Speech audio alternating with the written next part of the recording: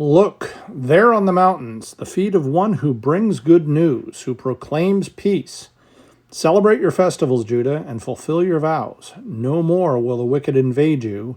They will be completely destroyed. Nahum 1:15. Peace is not the absence of conflict. Peace is the result of victory. This has always been true of war, where the absence of victory for one side has always eventually bred further conflict. It's true of wars being fought now.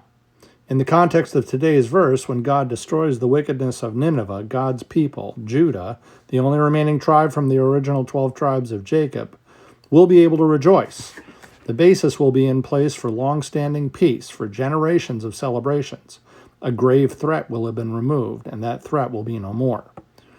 We're people, it won't last, and it didn't last. Yet lasting peace has to begin with the cessation of conflict.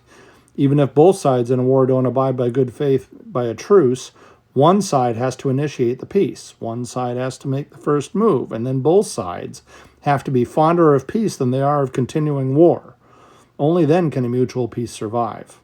When you strip away the veneers of human peace, however, you find that the only true mutual peace is that which is given by God.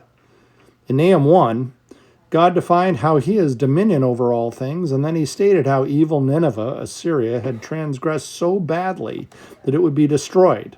Nineveh's sins, from which they had once repented, had become so odious that further forgiveness wasn't possible. To me, this means that they had become abusively unrepentant, unwilling to consider or fathom the evil nature of their actions.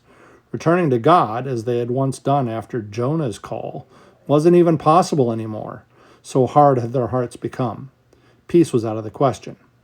Yet here, in the last verse of chapter 1, God also promises that the threat posed by unrepentant Assyria would no longer interfere with the peace enjoyed by God's people. God would achieve total victory over Nineveh, wiping out every evil that had started there. The peace that would result, that God's victory would institute, would allow Israel to live unencumbered by anything that could interfere with their relationship with God. And again, it wouldn't last. But God did it anyway. He did it because of his infinite mercy and love. After all, God loved the Assyrians too, as he did the Israelites. He created both nations, just as he still creates people of all nations today. He desires, he longs for us to live in peace with each other, yet knows that we live in a world poisoned with sin. So let's live in his peace, at least for today.